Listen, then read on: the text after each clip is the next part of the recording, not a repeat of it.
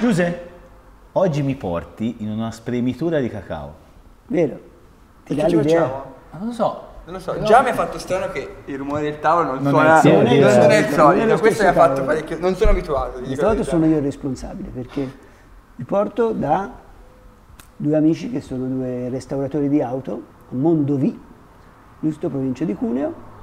E questa infatti era un ex, ci hanno spiegato, Spremitura di cacao. spremitura, estrazione di cacao, dalle fave di cacao e coloniali vari, torrefazione caffè, eccetera. E ora invece, come si vede, è un paradiso per chi è collezionista di auto, Passione. Quindi. che di solito poi il collezionista di auto è anche collezionista di orologi, per cui due mondi che vanno di pari A passo, braccetto. A vero, braccetto. molto a braccetto, e quindi credo che sia il posto giusto per tanti appassionati questo qua. Tra l'altro, prima di registrare siamo andati a pranzo Pranzo, e avete chiacchierato di un sacco di cose in comune, vero? passione, Uguali. passione. Cioè, nel loro settore devono essere uguali. Se lo Infatti. ricorderanno qua a pranzo, perché lui è venuto vestito così con quel cappellino e con gli occhiali. Ma te c'è, io non me ne ero mica accorto. Ho anche un caldo, ora me lo tolgo. Eri quasi meglio E di tra quello. l'altro l'ha portato da Lucca, il Sì. matto. Certo. Perché quello lì è, diciamo, abbastanza vicino alla prima macchina che presenteremo. Intanto, chi Presentiamo abbiamo? loro. Presentiamo loro. Chi abbiamo? Io mi chiamo Mimmo Bongiovanni, sono classe 1962 Dai. e, Sono il 60 io. e niente, faccio il restauratore di auto dal 2006 e quindi sono appassionato dall'età di 14 anni, però dal 2006 restauro auto. Io sono il figlio che Hai ereditato. ho ereditato non subito, ma con un po' di tempo chiaramente, poi l'odore è quello, cioè si Sì. percepisce Infatti, e quindi anche qua si sente quello. benzina, Infatti eccetera, come e sono entrato ho quindi- detto, ma questo è l'odore Però buono. Ma quanto è lui- soddisfacente. sì. Però lui non è il figlio, lui è il trade union. esatto. Lui È vero. è lui. Perché se non c'era lui e Qua non non ci si c'eravamo. legava noi. No, è vero. Io Anche sono perché- esatto, l'anello è il che nostro ha, trade union. Sì. che ha queste due passioni, proprio non eccedo in nessuna delle due, però, Però mi appassionato di piace, tutte e due. sì, appassionato di tutte e due. Invece tuo papà ci ha detto che invece è più appassionato di una, ma l'altra poco. sì, stiamo cercando di... Ma oggi dai, oggi oggi dovrà- una No, Juve- oggi si dà una bella Tanto impatto. gli Paolo abbiamo, porterà tanto gli Mimmo abbiamo in questo rimesso un modo. orologio al Esatto. polso. Esatto. Che era Tanto gli abbiamo qualche- messo, esatto. E che orologio è? E che orologio. L'introvabile. ore e ore di coda. Ora Il ricordo Moon veramente. Swatch. Il Moon Swatch. E invece Simpatico. come ci si abbina? Eh no, io direi che cronologicamente la prima macchina di cui parleremo è proprio la Bianchi. La Bianchi, sì. Beh, Bianchi, marca milanese scomparsa di auto, però è ancora è conosciuta molto come marca di biciclette. no? Esatto, Le che poi era la biciclette stessa marca. Era la stessa marca. Edoardo Bianchi, 1885, inizia un'attività a Milano e addirittura faceva una cosa curiosissima, faceva strumenti chirurgici, Edoardo Bianchi. E barelle per malati motorizzate. E quindi andremo a vederle. Ma davvero? Sì. Faceva queste cose, poi faceva biciclette. Sì. E all'inizio del 1900, per chi non è appassionato di auto, è una cosa che comunque dobbiamo dire per riuscire a capire un attimo qual era il momento. All'inizio del 1900 c'era un fermento incredibile di gente che voleva costruire automobili, perché è nato il motore a scoppio alla fine dell'Ottocento.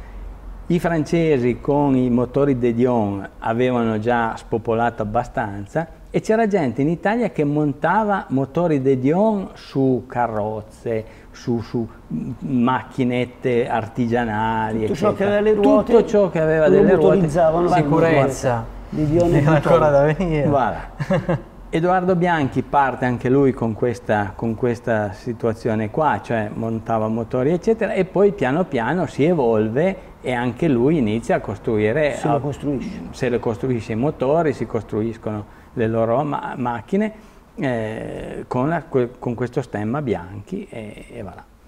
Questa, quello lassù, sì. Questa è una Bianchi del 1911, telaio, motore, tutta la parte meccanica, le ruote sono tutte costruite a Milano, le ruote sono costruite dalla Macchi di Varese, sono ruote in legno costruite dalla Macchi di Varese, che poi è quella che faceva anche gli aeroplani. Aermacchi. Aermacchi, motociclette. È allucinante. Sa tutto. E faceva quindi questa macchina qua è nata come telaio a Milano.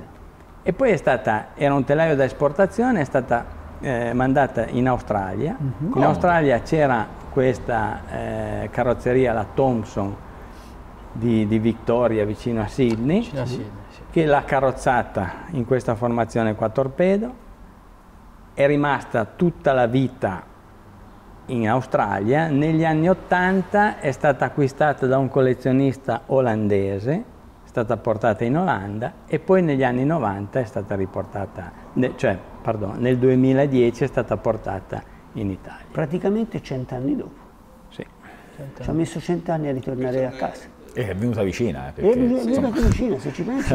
1911-2010 è ritornata in Italia. 100 anni di giri.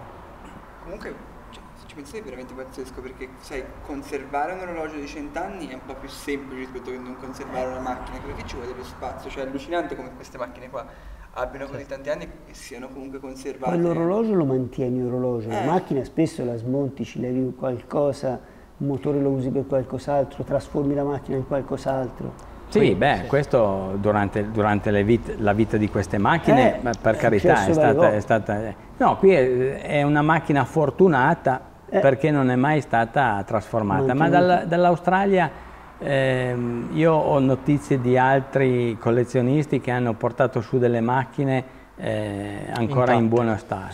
Sì. Ma perché l'Australia durante la guerra non è mai stata toccata dalla prima guerra mondiale, seconda guerra mondiale, eccetera, come noi qua, come l'Europa.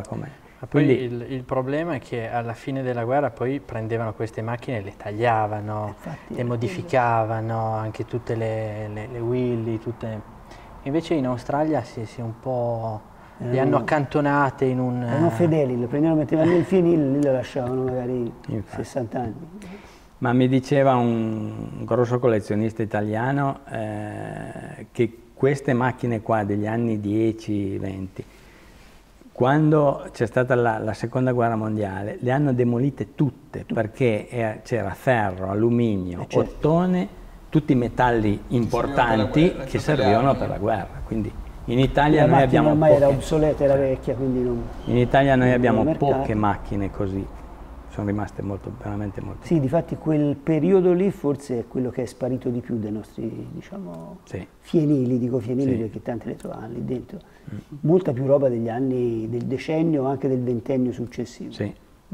Quindi voi dovete sapere che loro ci hanno comunicato le macchine e lui ci doveva trovare gli orologi. Che comunque non è proprio semplicissimo. No, ma infatti delle foto hai portato te, no? Come al solito. Quello no, io non mi muovo con le foto. Lo sai che mi muovo con le foto. Le diapositive. Sì, bravo, le diapositive. No, perché le foto, non ho capito, devi stampare, no? Le diapositive... Ci metto te per fare il click, cambia la diapositiva. Quindi che cosa ci hai abbinato? È chiaro che parliamo del 1911, quindi l'orologio da polso scarseggiava molto nell'uomo, nella donna no, ma nell'uomo scarseggiava molto. Tasca. Per cui l'orologio era da tasca. È il suo. E cosa abbiamo portato? Abbiamo portato, diciamo, 4 orologi, 2 da donna e 2 da uomo, perché poi alla fine all'epoca la donna non era poi così lontana, diciamo, dalla vita come si potrebbe pensare, o meglio, la categoria di donne che saliva magari su quel tipo di macchine era una donna ricca, molto emancipata, e che vestiva bene e portava anche gioielli molto molto belli. Si vede a volte, per esempio il colore viola, il film Il colore viola, si vede un paio di scene divertenti in cui una delle prime donne americane che aveva preso la patente è questa. Il colore viola parla di una famiglia di servitori di colore che erano da una famiglia e succede qualche cosa di particolare e loro prendono a lavorare questa donna di colore che aveva fatto anche un po' di prigione perché aveva commesso qualche cosa. Ma la sua datrice di lavoro aveva preso la patente e guidava una macchina di quel tipo in una maniera incredibile, infatti si vede spesso così, proprio così. Se uno si ricorda il colore viola, andatelo a vedere, è veramente divertente perché lo guida così e questa povera, diciamo, inserviente di colore era veramente una marionetta dentro la macchina, perché già guidare quelle macchine non deve essere semplice. Quando entra nel paese, la gente si scansa perché sapevano chi era questa e come la guidava quella macchina. E quindi dico, le donne erano comunque abbastanza emancipate e portavano, cosa portavano? Per esempio, orologi da borsetta come questo, quindi smaltati, che toglievi e potevi anche appoggiare, in pratica, la parte diciamo interna usciva, potevi appoggiare anche sul tavolo, in questa maniera. Doppia funzione, o tenere nella borsetta, questo è tutto originale, compresa anche la nappina con lo smaltino nero. Tutti gli smaltini ricordano un po' quel tipo di macchine. Sempre, diciamo, questo tipo di donne cominciava a portare i primi orologi da polso. Questo addirittura è un Rolex del 1911 come la macchina. Che fai? Un quadrante di smalto. Sì, cioè, scusa. l'ho scelto, ovviamente. Perché questa è una marca che nasce praticamente nel 1905, poi insomma qualcuno dice nell'8, in realtà il marchio Rolex viene registrato nel 1905. Nell'8 comincia a commercializzare in Inghilterra. Questo è uno dei primissimi orologi dell'epoca ed era da donna. Infatti diventa famosa la Rolex con orologi da donna, non da uomo. Gli orologi da uomo arrivano molto dopo. Quadrante chiaramente di smalto, tipo di costruzione della cassa come un orologio da tasca, ovvero con le scernierine laterali che si poteva aprire e vedere il movimento all'interno. E il bracciale? Il cinturino poteva essere o di pelle come questo, ma molto più comunemente un cinturino d'oro elastico che lo inserivi dalla mano, allargando queste molle che erano interne, praticamente c'erano due mollettine interne, lo inserivi dalla mano e poi si riposizionava al polso, chiudendo le molle praticamente. Come fosse poi alla fine un bracciale infatti arricchito. Era poco più che un bracciale. E l'uomo all'epoca usava orologi, chiaramente come dicevamo da tasca, di due tipi. O con lo spessore un po' elevato, in quel caso come in questo caso cronografi, questo è un Omega proprio del 1910-11, cronografo monopulsante, chiaramente all'epoca il pulsantino di sopra era quello che comandava tutto, quadrante smalto, doppia cassa, all'interno della cassa c'era una seconda cassa che proteggeva e proprio su quei mezzi dalla polvere, perché le macchine, come dicevamo, viaggiavano sempre su strade bianche, quindi tutto sterrato, certo. asfalto che aveva ancora da venire, certo. E quindi ci voleva una doppia cassa che lo proteggesse il movimento dalla polvere, e questa è proprio la tipologia. Chiaramente questo è in argento, quindi essendo un cronografo poteva essere servito anche per usi, come dire, sportivi, quindi nel caso di qualche tipologia di gare, gincane, usavano molto anche le gincane all'epoca. Con questo tipo di orologio calcolavano chiaramente i tempi. Cosa sono le gincane? Le gincane sono... le curve? No, le curve mettevano magari un percorso con dei birilli, sì. Dico birilli potevano essere, ostacoli, e dovevano aggirare l'ostacolo, sì. E vinceva chi ci metteva meno tempo. Ok, erano gare a tempo. Le gincane non l'avevi mai sentito dire? No, gincane. Troppo giovane Steve. È la carta d'identità. Si facevano un moto le gincane, giusto? Allora, la carta d'identità, sì. Riallacciandomi a questo discorso, ci sono state negli anni 30, parliamo di altri anni un po' più avanti, negli anni 30 sono nate a Sestri, poi sono state anche portate su in Trentino, delle gare di auto e di sci, cioè c'erano le autosciatorie, è una cosa fantastica. Sì, noi l'abbiamo fatto. Fantastica, perché facevano delle gare di gincane sui piazzali innevati, macchine che passavano in mezzo ai birilli, e poi lo stesso guidatore doveva fare una gara di sci e si metteva insieme il tempo. Tipo come se fosse una specie di biathlon, non soltanto che invece... No, questo è stato negli anni 30 ed è stato... E noi abbiamo a Torino un club ha voluto riproporre un affare del genere a Sestri. Me lo ricordo. Eravamo andati su con una macchina vecchia per fare appunto questa gincana. Chi ha sciato dei due? Io. È divertente però. È divertente, sì, molto divertente. Hanno Ma io fatto prima questo. volta Che lo senti una cosa del dire? genere. Vabbè, anche voi però. Ti dirò anche, Ma te lo- Gymkhana col K e non con la C. Ah, quindi era anche, capito, già avanti. Dico bene?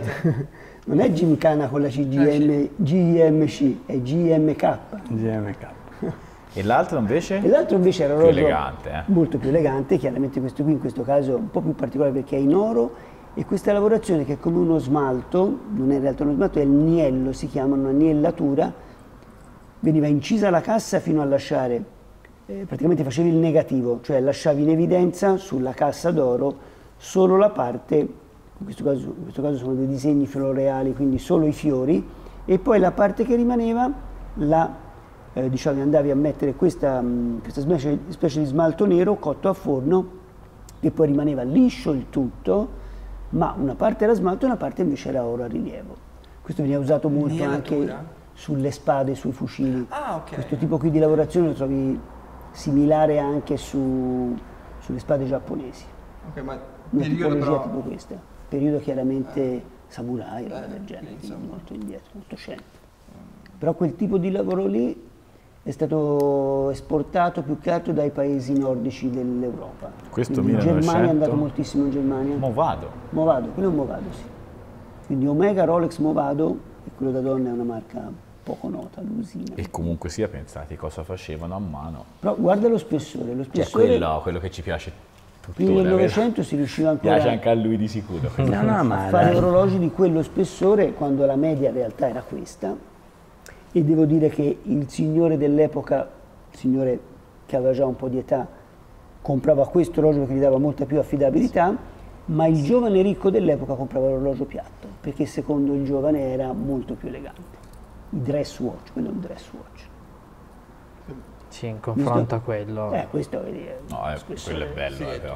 veramente E bello. anche la grafica aiuta, lì. sì, anche la grafica. Veramente bello. Ben conservato. Però l'altro è un ovviamente. cronometro, quindi un po' più alto deve Deve essere. essere Sì, per è più forza. sportivo, no. diciamo, se vogliamo mettere così. No, però... Le sì, lavorazioni ma che poi facevano è prima bello orologi- anche lavorato tutto qua Visto? dietro. Cioè, E pensa che lì ho dovuto stupendo. incidere tutta la parte, diciamo, che dopo viene ricoperta di smalto, quindi lo devi togliere da Lo una devi superficie certo. liscia, togli e lasci in evidenza solo i fiori. Poi la parte che hai tolto la vai a riempire di smalto. Incredibile. Era bravi. molto Forse bravi. ora non lo fa più nessuno a mano. No, Io credo no, che no, se no, non no, gli no. dai una macchina laser che la fa, Infatti non secondo trovi me nessuno. imposti il Forse laser, solo- dici vai fammi questo Sì. disegnino, Forse solo ti mangia Patek, tutto il metallo. Sì, sì. Un Solo crist- Patek, un cristiano. Ma è questo che, ma anche nell'automobile no, si vede della cosa del genere. Cioè, Andando indietro. andando indietro tu vedi delle cose fatte e pensi all'epoca che avevano sì, macchine utensili, d'accordo, eccetera, ma avevano tanta testa questa gente Poi qua, la tecnologia ragazzi. dell'epoca era poca, non era poi tantissima. Quindi tutto il Avevano resto era tanta mano, testa, occhio, mano. e via. La Bianchi qua aveva fatto una macchina da esportazione, anche lì, ma proprio prima della guerra, 13-14, per un principe saudita, una cosa del genere, e aveva fatto appunto tutti intarsi, tutte cose no, incredibili, e per la prima volta aveva piazzato dentro l'illuminazione elettrica degli interni, quindi proprio una... Innovazione assoluta. che poi non ha avuto a seguito in Bianchi perché Quindi poi c'è non una ha- batteria. c'era una Perché batteria. non serviva la batteria a quel tempo, se No, non che queste macchine alla qua, luce. avviamento a manovella, manovella. e Tanta via. fortuna che la Che manovella partisse. non ritorni indietro. I tempi di queste persone dovevano prendersi per mettere in moto la macchina. È una cosa che è un tempo dilatato rispetto a oggi, no? E poi pensate che questa macchina qua ha un sistema di alimentazione, serbatoio posteriore a pressione, ma la pressione è data da una pompetta a mano che il guidatore deve azionare quando si è in salita, Ma perché mentre sennò- guidava lo faceva. mentre guidavano, certo. Se no 1911. si spegneva. E a proposito del 1911, dopo dove ci portate? Dopo vi porto nel 1932, 20 anni dopo. 20 anni dopo, con una Lancia Lambda che è nata nel 22, La Lancia Lambda è il capolavoro di Vincenzo Lancia. È nata nel 22, presentata nei saloni di Parigi e di Londra del 22 e poi l'hanno portata avanti fino al 32, quindi 10 anni di produzione con 9 serie. Questa è l'ultima serie ed è un berlina lunga, telaio lungo, con strapuntini, vale a dire dietro c'è un posto dell'autista chiuso con un vetro e dietro ci sono 4 posti, divano posteriore più 2 strapuntini ribaltabili. Chi aveva delle macchine del genere chiaramente era una persona che aveva anche l'autista e si faceva portare. Certo. Chiaro, questo è il motore è un 2005 4 cilindri a V. Benzina. La Lancia ha sempre fatto motori a V. Vincenzo Lancia era partito per il motore V stretto. Fino all'avvento l'ultimo motore è stato sulla Flaminia, l'ultimo motore a V, e poi c'è stato il Boxer della Flavia e queste sono tutte altre storie. E questa macchina qua è berlina, poi c'è anche la Torpedo, Spider, certo. E si vede, infatti quella è veramente particolare, e si vede che ha la forma un po' da barca, cioè se si vede il torpedo e lo si guarda da orizzontale, il torpedo sarebbe? Allora quello senza tutto aperto, tipo la Bianchi qua, tipo la Bianchi. Sì, perché come negli orologi magari c'è stato questo passaggio adesso tra orologi da tasca e orologi da polso, nelle macchine è successa più o meno la stessa cosa con il collezionismo, cioè vale a dire che una volta erano torpedo, quindi tutte aperte, ed era più economico produrle. Certo. Però adesso sono quelle più ricercate rispetto a quelle chiuse, e all'epoca quelle chiuse erano più lussuose, perché come arrivavano le prime chiuse era meglio viaggiare, c'era più... E quindi... Questa macchina poi ha una particolarità incredibile perché è la prima auto Lancia a struttura portante, cioè le auto fino agli anni 60 sono sempre state costruite con un telaio e una carrozzeria. Lancia era andato a fare un viaggio in mare, aveva visto questa nave, aveva cercato di capire come la nave riuscisse ad ammortizzare tutte gli attriti, le pressioni che c'erano nell'acqua, e questa sua idea ha cercato di portarla nell'auto. Quindi poi i suoi ingegneri chiaramente gliel'hanno tradotta in pratica ed è uscito con il brevetto della vettura già nel 22, quando poi le strutture portanti delle auto sono nate negli anni fine anni 50 e inizio anni 60. Un antesignano di quel tipo di... E noi nel 32 che ci abbiamo trovato? La cosa 28, che... 32, sì, dal 28 più o meno agli anni 30, primi anni 30. Sì. Lì si vede una cosa particolare, che sono i 2 colori della carrozzeria e il tettino, quindi cromaticità diverse. Infatti è tipico dell'epoca, perché io ho portato 4 orologi, 4 orologi perché sono abbastanza diversi. Era di fretta, di quello è lo stile che Neverard rettangolare, Neverard rettangolare con la cassa in oro 18 carati e quadrante bicolore, che è questo, quindi l'orologio elegante di qualcuno che poteva possedere una macchina come quella, anche un orologio abbastanza moderno dell'epoca, perché la forma rettangolare arriva proprio in quell'epoca. Fino a prima c'è stato l'avvento di orologi da polso che derivavano da orologi da tasca, per cui erano sempre rotondi, mai quadrati, sempre rotondi. Però in quest'epoca invece si comincia a pensare che la forma poteva essere anche diversa, non solo rotonda, e questo è uno di quelli, l'Eberhard. Riconoscibile perché la cosa particolare è che di 4 orologi 3 sono di forma e tutti e 4 hanno il quadrante bicolore, e come dicevo prima la macchina te lo fa capire che forse all'epoca la cromaticità, il contrasto di colore era poi il disegno dell'epoca, cioè la particolarità dell'epoca. Un Eberhard, un Patek Philippe, Curvex, cosiddetto Curvex, quindi con la cassa che piegava sul polso, movimento in questo caso di forma, quindi rettangolare, quello invece è rotondo, e comincia ad arrivare, questa volta sul mercato abbastanza pienamente, la Rolex, con cosa?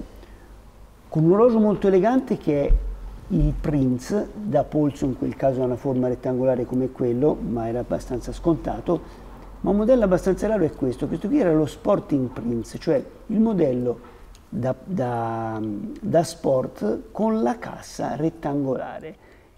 Ha un telaio montato su 4 molle e le 4 molle praticamente servivano per ammortizzare gli eventuali urti, quindi non si rovinava, e in più avevi la possibilità di poterlo usare anche questo come sveglietta, perché chi magari andava a lavorare in un ufficio da qualsiasi parte si portava dietro, non ce n'era una, c'erano 10 orologi, in casa di solito l'orologio l'aveva il capofamiglia e quando tornava a casa lo vedevano tutti e metteva il proprio orologio a disposizione di tutti. Questa è la tipologia dell'orologio di cui parliamo. E la Rolex in questo modello che non ha avuto un gran successo realmente, mentre quello da polso sì, quello da sport no, probabilmente perché il pubblico era elegante, non era sportivo della Rolex. Infatti per l'utilizzo da sport comincia ad arrivare la prima cassa con brevetto Oyster, quello che ancora oggi si vede scritto sugli orologi diciamo moderni, Rolex Oyster, cioè la Rolex compra la ditta Oyster che aveva capito essere il futuro dell'orologeria, poterlo mettere in acqua. Quindi lei compra una ditta che si chiama Oyster e comincia a firmare Rolex Oyster. In questo caso il caricamanuale ancora in quest'epoca non aveva inventato l'automatico, la Rolex, c'era già Harwood, un inglese che l'aveva fatto, e la Rolex poi vede quel tipo di brevetto e capisce che forse quello sarà il futuro, impermeabile e automatico. E difatti, Oyster è impermeabile. Oyster sta per impermeabilità, Perpetual, che sarà il nome che dà la Rolex al movimento automatico, che sarà perpetuale, cioè finché lo porti ti caricherà, non devi più caricarlo. Non lo devi più caricare. Per l'epoca perpetua. E questo invece, anche questo con quadrante a settore, diviso in 4, cassa oro, questo è stato venduto dal concessionario Randless di Durban in Sudafrica. Quella prima era l'Australia, ecco. qui siamo in Sudafrica, quindi i confini erano... Quindi, È tornato qua in quello. È tornato qua in quello. Beh, questo sai, la patria era la Svizzera, ma insomma... Però... Sì. Bello, vero? Poi è circolare il giro? poi è circolare, sì. Circolare, sì. Circolare, siamo dietro di te.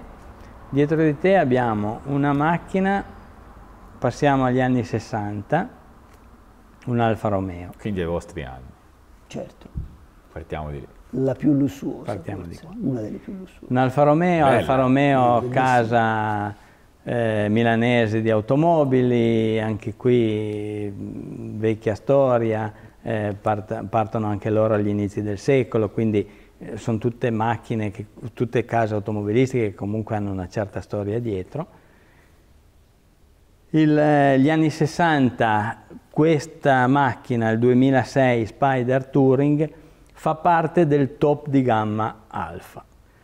Alfa aveva la 2006 berlina, che era un berlinone molto grande, motore 6 cilindri in linea, cambio a 5 marce, eccetera. Alfa ha sempre avuto un cuore sportivo, no? Cioè Lancia era la signorilità dell'auto, no? Avere begli interni, Infatti era la macchina dei signori, la Lancia. Anche sportiva, però diciamo che era più signorile in quegli anni lì. Sì. No? Alfa è sempre stata una macchina sportiva, hanno fatto delle macchine negli anni 30, pensiamo ai 6 cilindri. Sì, 2300. 2003, 2008, i 1750, Zagato che vincevano le 1000 si è miglia. appassionato a costruire macchine con la scuderia Ferrari, Con la scuderia che Ferrari, poi erano tutte Alfa Romeo. certo, Poi. con tutte Alfa Romeo. E avevamo Nuvolari che vinceva con la 1750 Certo. quasi tutto quello che c'era da vincere.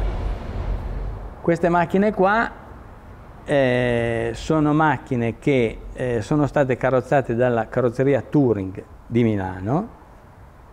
Touring ha avuto molta simbiosi con Alfa Romeo. Una carrozzeria che è partita proprio piccola. Cioè, Sì, una partita carrozzeria proprio... piccola, anche lì, sempre negli anni 20, quando si carrozzavano le macchine, Certo. cioè quando le case automobilistiche vendevano i telai ai carrozzieri e i carrozzieri vestivano le macchine, no? Quindi facevano queste salti, cose. I salti, Infatti, no? bel termine per vestire. Era bello perché uno le personalizzava, cioè alla fine ce n'erano poche. Ce magari. n'erano poche, E ce n'erano tantissime poche e sono tutte, scomparse. tutte una diversa dall'altra, no? Perché uno poteva personalizzare Se una la macchina ordinava quasi su misura, insomma, su misura. su misura, su misura. Questa, a differenza di sempre carrozzeria Touring, per carità, però poi queste carrozzerie dobbiamo dire che hanno avuto l'apice in quegli anni lì, 20, 30, 40, poi negli anni successivi, negli anni 60, le carrozzerie sono andate diminuendo perché c'è anche stato un fattore molto economico, no? Cioè era antieconomico farsi fare una carrozzeria, quindi diventava un po' così. Queste macchine erano carrozzate dalla carrozzeria Touring in lamiera ed erano vendute dall'organizzazione Alfa Romeo. Cioè tu andavi in concessionaria e ti potevi comprare la macchina Touring, quel modello lì. Touring era anche conosciuta come Touring superleggera, però la superleggera erano solo determinate vetture tutte in alluminio, tutta la carrozzeria in alluminio. Avevano quei brevetti lì. Avevano quel brevetto, sì. C'erano state delle vetture negli anni 30, negli anni 40, tutte in alluminio, quindi tutta superleggera era questo. E noi che ci abbiniamo? E noi che ci abbiniamo? Allora, praticamente, come abbiamo detto, siamo negli anni 60. 60. Anni 60. Quella lì è del 63. 63, perfetto. Allora, la Rolex, se si parla di Rolex nel 63, cosa fa? Comincia a costruire orologi già da prima, da qualche anno prima, sportivi, cioè di dimensioni abbastanza grandi. E questo qui è il GM Team Master, cioè un orologio per chi viaggiava, specialmente aviatori, con la possibilità di avere il secondo fuso orario. Chiaramente per i collezionisti oggi, quelli di quell'epoca, ci vedono differenze notevoli, non solo il colore della ghiera, le Pepsi, meno Pepsi. In questo caso qua ci sono le scritte all'interno del quadrante che sono dorate e i cornini, qui alla protezione della corona, che oggi per i collezionisti sono un po' le particolarità più costose. In questo caso è un GM Team Master, bracciale Rivetti, anno 63 proprio, quindi stesso identico anno, ed è un orologio che oggi va nel collezionismo per la maggiore. Ce n'aveva 10, no? Uno era 63, 64, fa quale scelgo? Se non è 63, capito? Le macchine del 63, infatti, e lui non lo dice queste cose. Ma anche quello che ha il polso è del 63. Esatto, anche quello. Esatto, vero, anche quello. Perché infatti, essendo praticamente quale modello macchina... prendo? Il GMT, prendo il Predaytona, un attimo, no, beh, ce ne sono un paio di ma guarda che non è semplice trovare gli orologi quando hai solo l'anno come riferimento. L'anno come riferimento è la produzione, ogni marca tutti gli anni costruiva orologi nuovi. Però devi scegliere qualche cosa che sia abbastanza inerente e quelli che scegli alla fine sono una piccola parte di quelli che potrebbero essere indicativi. Questo per esempio che è il pre-Daytona, perché sarebbe abbastanza scontato parlare del Daytona, che è l'orologio diciamo oggi molto più conosciuto per quello che riguarda la cronografia e anche accostato alla famosa corsa diciamo in America della 24 ore di Daytona, ma in questo caso è il pre-Daytona. Perché?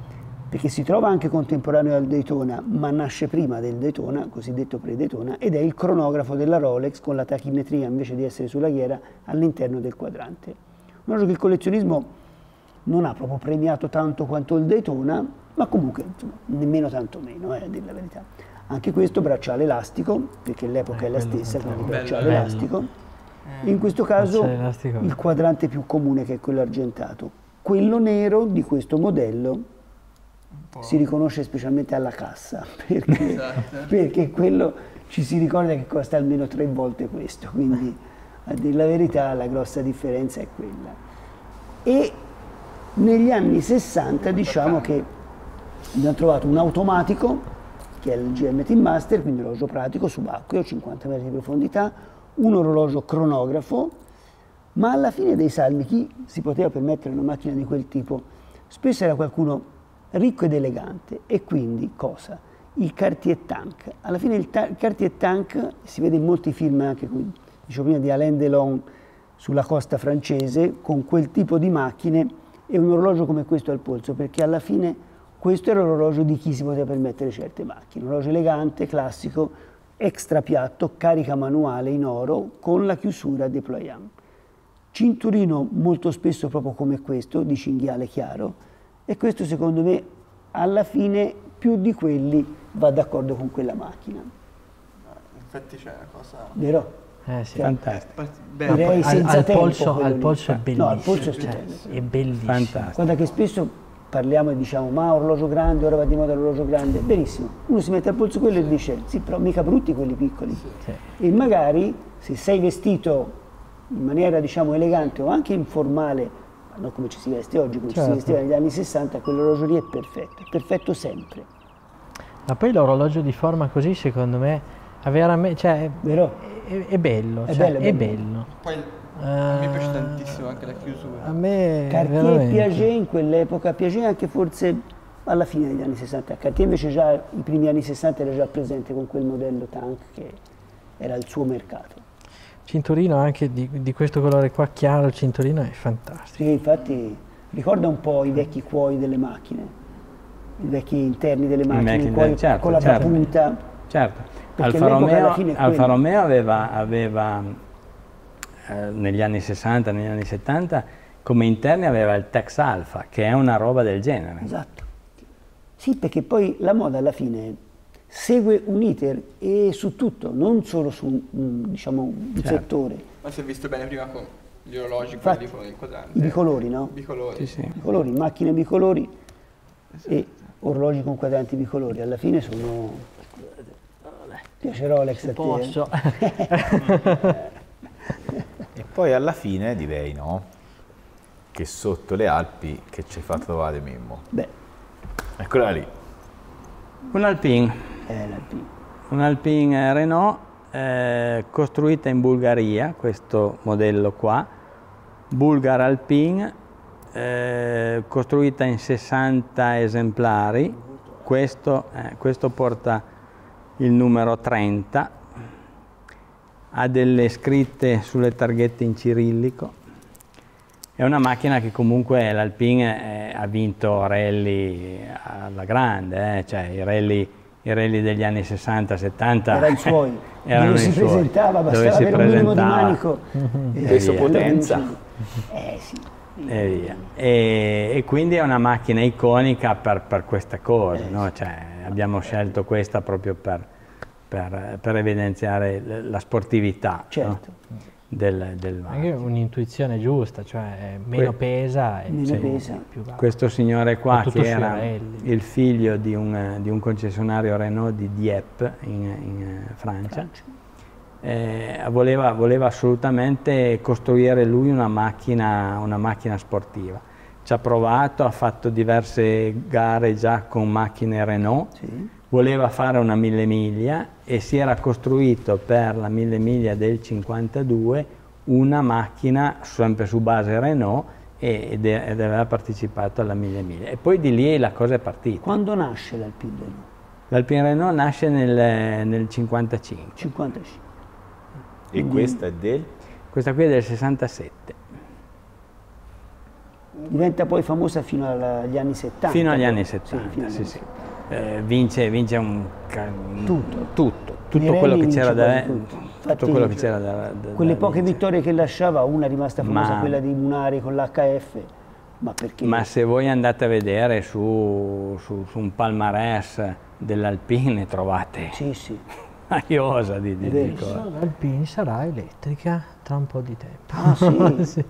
È stata ripresa da Renault.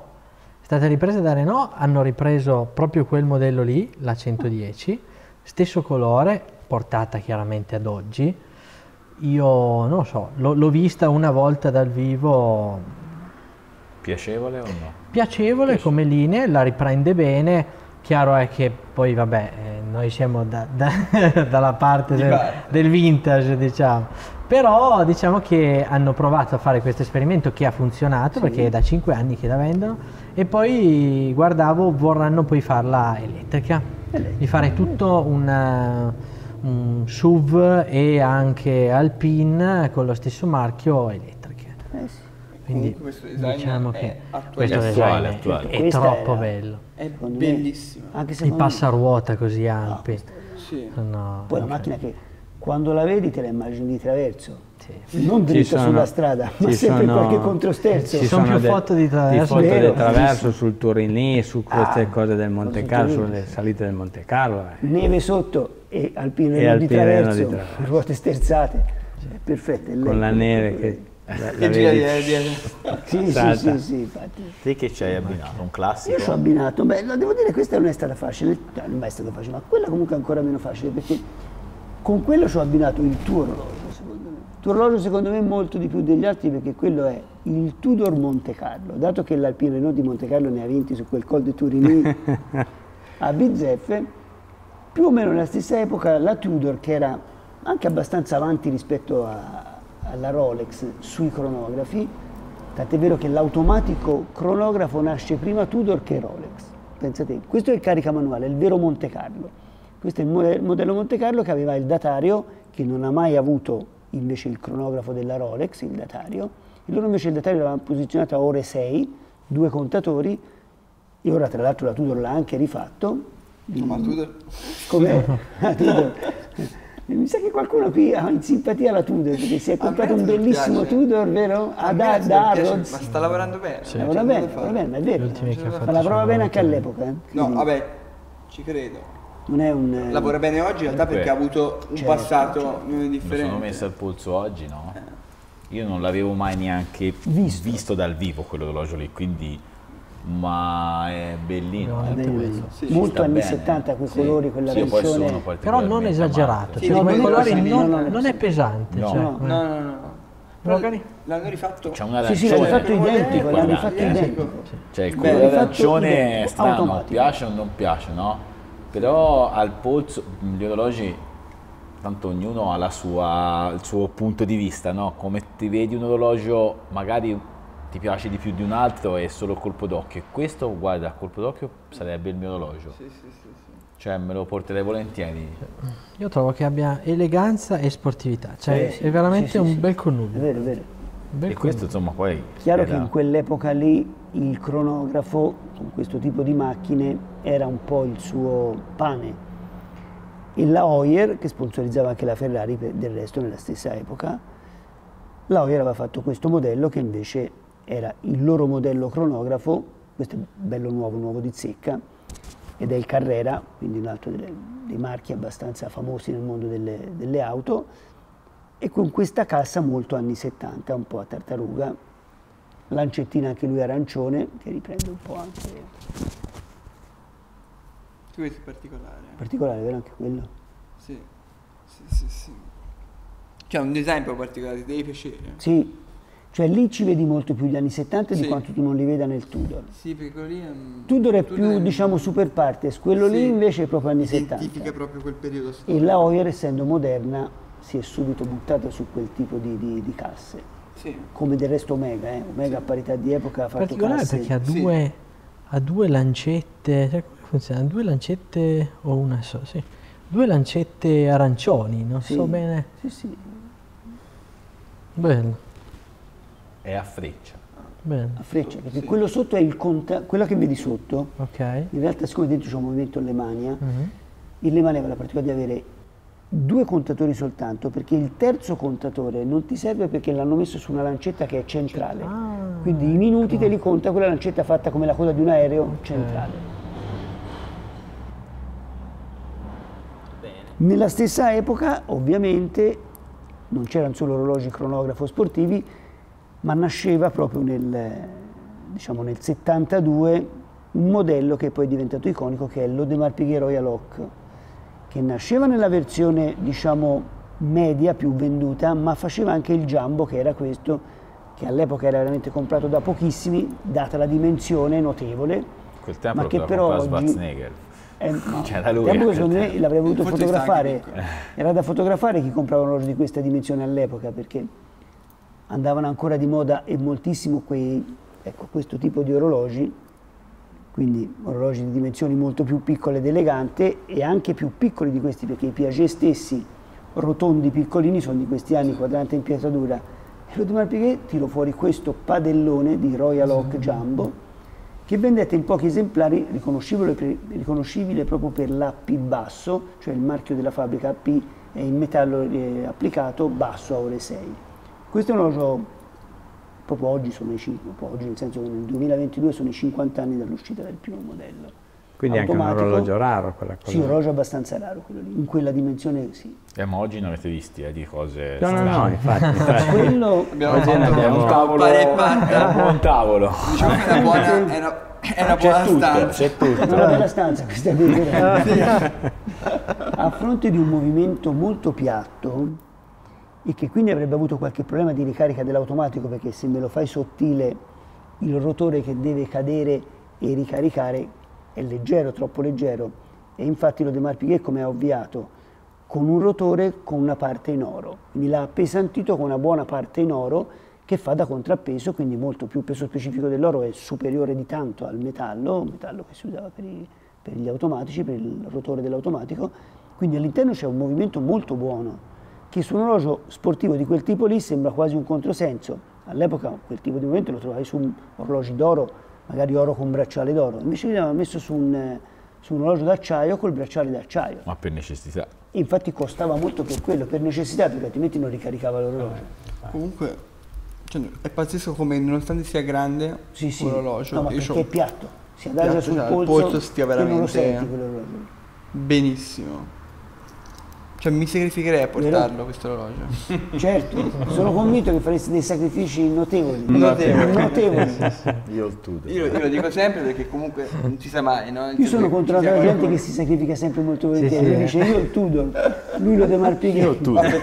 Ma tutti in giro perché si sacrifica molto più volentieri. Siamo altruisti, non è mia colpa, no? Cioè, invece di ringraziarci mi prende in giro questi qua. Però vero, al polso Al polso sta benissimo e a me piace il fatto che è veramente sottile. È veramente sottile. sottile. Bello. Bello. Sì, sottile. Io ora invece Paolo, Invece Paolo, te con cosa l'abbineresti il tuo orologio che hai ci al devi polso? prestare l'orologio. Perché ci ha tirato fuori Molto volentieri. il codino del cappello. Molto volentieri. Lo abbino con la Lancia Delta Martini Evo 6, proprio fatta nel 92 della Lancia per festeggiare la vincita del sesto rally mondiale. Chi c'era che la guidava? Sainz? Chi era? No. Sì, c'erano, ma io ti dico diversi piloti, Fiorio, Allen, Sainz. Mi ricordo. Allen comunque parecchio mi sa che Sì. l'ha guidata. Sì. Ma la macchina diventò famosissima. A parte Lancia all'epoca c'erano Delta diversi integrale. finlandesi che guidavano Sì, per la Fiat, per il uno gruppo era Lancia Cancunen, l'altro era, non mi ricordo più. Comunque cioè, è una macchina iconica anche quella, cioè, parliamo di Facevano macchine. colori prima rosso, giallo, facevano Sì. dei colori un po'. Sì, si vede sì. che siamo più vicini ai miei, guarda, se no. Sì, sì. Sì, questa fu dopo. Questa Cioè, è questa- dopo, sì, questo dopo, colore qua. ma questa è proprio una macchina, sono stati costruiti 310 esemplari, ecco, numerati. tutti numerati, con questa livrea Martini. Questa è la 255 ed sono numerati sulla parte centrale della console del cambio. E una macchina una che... limited edition, diciamo, per Vai via, Questo non la compravi in concessionaria, no? Cioè come funzionava? Cioè la Questa sì, ordinaria sì. al concessionario? No, la Sì, sì. concessionaria Con Lancia. un altro aneddoto, te lo raccontavo prima, noi siamo messi a ridere. Io e mio babbo mi portava all'Acquafan, avevamo questa macchina rossa.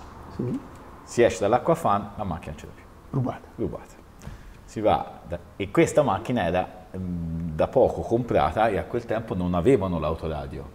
Cioè te ce lo mettevi, non è che una volta andavi in giro o con la mascherina o con Anche perché l'autoradio. se no li rubavano, spaccavano il se no vetro e li rubavano rubavano, cioè, te l'autoradio. non avevi Sei. lo stereo, fra virgolette, non era integrato come ora. Dopo 3 mesi ci chiamano da Desio Milano che ritrovano l'auto. Quindi si parte, si va a prendere l'auto, si guarda, macchina perfetta e c'era la radio. Si chiama in casa la macchina. Ma quella l'ha rubata, sei e te dici l'hanno messa, la roba da macchina. Abbiamo Ecco, trovato la macchina con la radio. Noi quanto si rise quando si vide sta radio dell'Alpine, mi ricordo anche il modello. l'Alpine, l'Alpine. E quindi scusate se Che era anche non una delle radio migliori, ci ha l'aneddoto messo della anche una radio Lancia buonissima. era fantastico, bellissimo. E all'epoca c'era un po' la tendenza a fargli le livree, perché ti ricordi c'erano anche le all'Italia, le 131, Sì. all'Italia, Sì, che anche quelle Nerelli avevano avuto un ottimo successo, più o meno stessi anni. Sì, stessi anni. Però nel 92 anche il Sub un po' di successo l'ha avuto. Certo, quando sono arrivati gli anni 90 è cominciata la corsa agli sportivi Rolex, quindi i sovrapprezzi, i primi sovrapprezzi che oggi sono su tutti i modelli, ma all'epoca erano solo su quei modelli sportivi. Cominciò il Daytona, poi il GMT, Submariner, Explorer 2 un po' meno. E poi iniziano anche a mettere le sicurezze ai bracciali. Poi comincia a essere il modello vetro zaffiro, perché prima di questo c'era quello col vetro plastica, quindi nel 92 siamo già da almeno 5-6 anni col vetro zaffiro. Ti hai preso anche il modello senza dataio, il più carino secondo me. Esatto, sì. Sono per quella, no, per quella cosa. Poi... Questo è l'orologio iconico per eccellenza, ancora oggi questo, che sia la serie vetroplastica, che sia la serie vetro zaffiro prima, la seconda serie, la serie attuale rimane sempre l'icona dell'orologeria, rimane forse questa. Sì. Solo che se chiedi a 100 persone quale orologio compreresti, guarda, io credo che su 140 ti dicono il Submariner. Sì, forse anche di più. No, c'è il Daytona che lo inficia un po'. No, è vero. Però credimi che se non dico un Daytona dico un Submariner. No, è vero, perché è un fascino. Sì, in effetti. Come ti sei trovato con questo orologio? Molto bene. Ci fai tutto. Lo abbini con tutti, cioè proprio Infatti, quello che mi ha riconosciuto a questa marca. Sì, che poi era un po' prima l'Explorer 1. Sì. È stato, diciamo... Hanno avuto la stessa ecletticità, infatti. Però quando arrivano gli anni 90 c'è una bella scelta di orologi, ma questo giacca e cravatta o al mare con ciabatte o a sciare da Bosco dopo sci, questo è sempre al polso. No, infatti perfetto con una macchina come quella, che veramente era il top anche come dell'epoca. colori, no? Come colori riprende un pochettino. Lì c'era un motore che era... sì. Vero? Tanta roba. Sì. Quindi Mimo, noi speriamo che ti piacciono un po' più due orologi da oggi. Da oggi sì. A noi le macchine ci piacciono sicuramente. Si sacrificherà. Quindi... io sono molto contento perché ho visto delle cose che chiaramente non avrei mai visto, quindi io vi ringrazio anche molto. Neanche noi da vicino. Anche noi però. Tra l'altro mi sa che faccio due conti, il video uscirà proprio in concomitanza, scusami, con la 1000 miglia, che comincia mi pare intorno al 12. Comincia il 12 o 13 di giugno, quindi è molto allora vicino. più o meno sì. Sai che quasi quasi, bene. Sì. Quale sceglieresti tra Vedi, fatemi la è già nel team. Ma guarda, io dovessi dirti... C'è anche questo, che me sono messo al polso.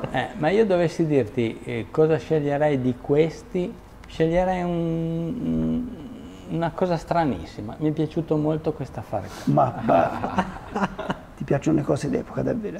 Cioè il tuo cuore è proprio per le cose d'epoca? Questo mi è piaciuto proprio tantissimo, perché così, non so perché. L'ho comprato quest'anno alla mostra a Parma del Mercante in Fiera.